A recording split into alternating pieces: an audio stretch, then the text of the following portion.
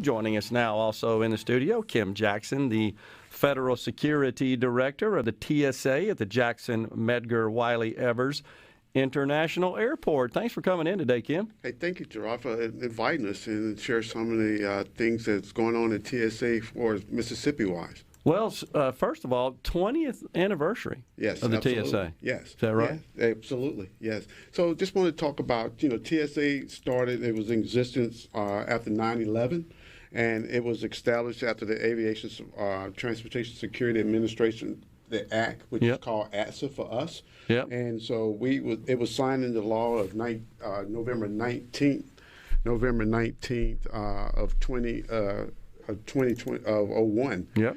And so that means that, coming up is the TSA 20th anniversary, and we just want to commemorate and talk about some of the things that has been going on with TSA and where we was been established and the responsibility of our nation in the transportation system, and so how safe it is compared to today as it was then. Yeah.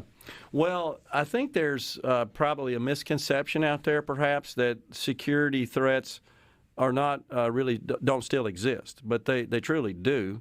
What we don't know, or perhaps we do, and maybe you can share that with us, Kim, is how many are thwarted as a result of TSA and its efforts. Yeah. So I would tell you that it is safer to fly today than it was back in 2001.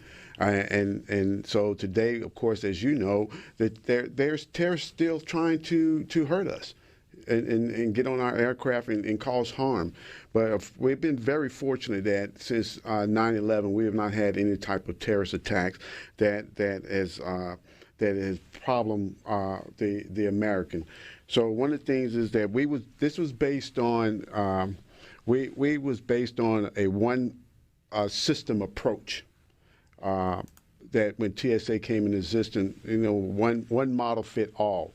Well, today we have an intelligence-based approach now that we work with different agencies to gather intelligence on, not to gather intelligence, but work in concert with intelligence to make sure that there's nothing happen. We work with other different agencies, intelligence that you do see, some of the intelligence we see with some of the technology that we have in existence with TSA today when you go coming into the queue with TSA, and then there's some of the intelligence that you do not see. So with some of the things that we're doing today, which makes traveling much more safer than it normally would have been. Yeah. So what advice do you have for travelers? We got the holiday travel season coming up, and that's always incredibly busy, of course. And you got to believe with folks being shut down the way they were over the last year with the COVID restrictions that they're anxious to get back out and travel, and it's expected to uptick, I think, quite a bit over the next few weeks. Yeah, absolutely. So one of the things that we're looking at, we've had an uptick here in Mississippi. We have 7 airports that I'm responsible for. Yeah. 6 federalized airports, 1 private screening airport. Of those 7 airports, you can expect the traveling will pick up. Traveling start picking up about Tuesday of next week, prior to the Thanksgiving holiday, and it'll be picked up probably to the end of the throughout the Christmas holiday. So one of the things that we talk about for traveling tips is that to make sure that you go on the TSA.gov website. And it talks about the things that is prohibited and non-prohibited items that you can bring on the aircraft.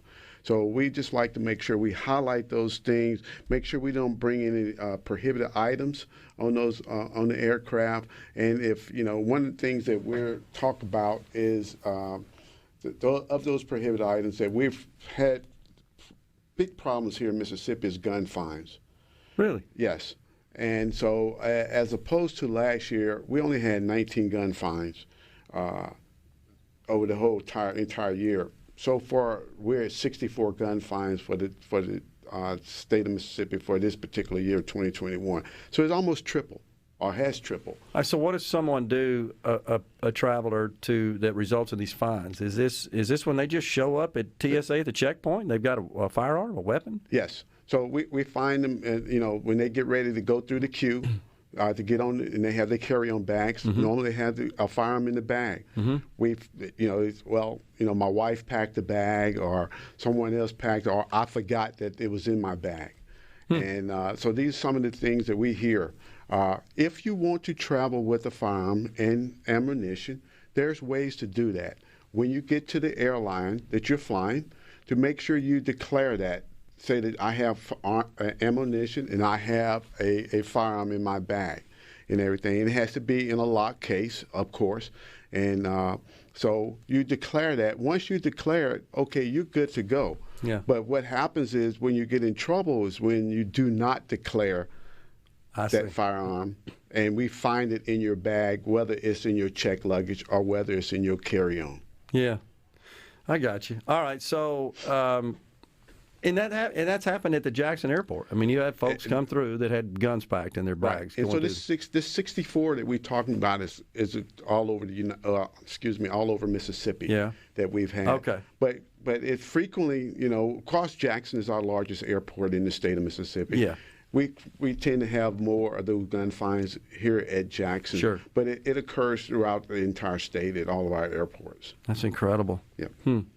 All right, so what about staffing? How are you guys doing? There's been some concerns about that, the vaccine mandates. I've seen some reports that there may be some attrition as a result of that.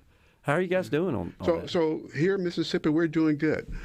Staffing, of course, there's a vaccine mandate saying that as of Monday, as of the 22nd of November, everybody has to meet the federal mandate that was signed by the president. Mm-hmm. And so here in Mississippi, we've done extremely well. We have 225 employees throughout the state of Mississippi. Okay. And as of this morning, I think I have 4 people that either has not met the mandate or 2 has not gone into the system. Okay, to say that they have. To say that they have met that mandate. We have people that has applied for the religious, either religious or some type of accommodation. Mm-hmm. And but for us being staff, whether or not we were ready to meet the holiday travel requirements, demands, we have no problems. Wow. There. So 4 of 220. Yes, 225. Wow. Because I thought, Kim, I'd seen reports that on a national basis, as many as 40% of the TSA had not been vaccinated or perhaps not confirmed through the system that they had. Right, and that is true. That was 40% as about 2 weeks ago. Okay, yeah. Today, that percentage is probably down to maybe less than 10%. Oh, now. okay. Yeah. That's interesting.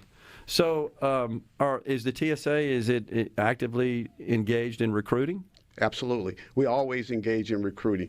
And recruiting has been a challenge, just like it's been a challenge for all other industries across the nation and everything. Yeah. But we're always engaged in recruiting. We always have recruiting initiatives, recruiting hiring, and I would go so much to say TSA is always hiring. Okay. And we're always looking for qualified people that will meet the standards to make sure that that you can be one of our transportation security officers. It is TSA is sometimes an entryway into the federal government to move on to other agencies and things of that nature. But we're always recruiting. And the TSA, I assume, trains them? Yes, we train them. We equip them, we clothe them, because they wear uniforms. Yeah. And so they go through initially a 2 to 3 week process here at the home station or wherever their airport is normally located within the state. Yep. And then we have a 2-week training program that's over in Glencoe at the National Federal Law Enforcement Training Center over in Glencoe, Georgia. And so we send them to training, and then once they come back, they go through about a 2 or 3 week on-the-job training process also. Very cool. Huh. So I'm a frequent traveler, certainly did quite a bit, Kim, when I was in business, and I went to Vicksburg to get the pre-check, yes, which I've had for quite some time. Is it something you recommend? That works pretty well. Yeah, absolutely. Pre-check is a very added benefit when you're traveling, especially if you're a frequent traveler. Yeah. Vicksburg is one of our pre-check sites. So Okay. you go on to TSA precheck.gov, and that will allow you to be able to fill out all the information you need. Gotcha. But we have a pre-check center here locally in downtown Jackson. Okay, good. And then, matter of fact, my team today is meeting with the company that actually do all the pre-check for the nation, and we're looking at a new pilot program called pre-check called the in-journal process. Gotcha. And in-journal is going to allow, if you show up at the airport, you getting ready to fly out, we could probably sign you up within 2 to 3 minutes. Wow. Kim, thanks for coming on.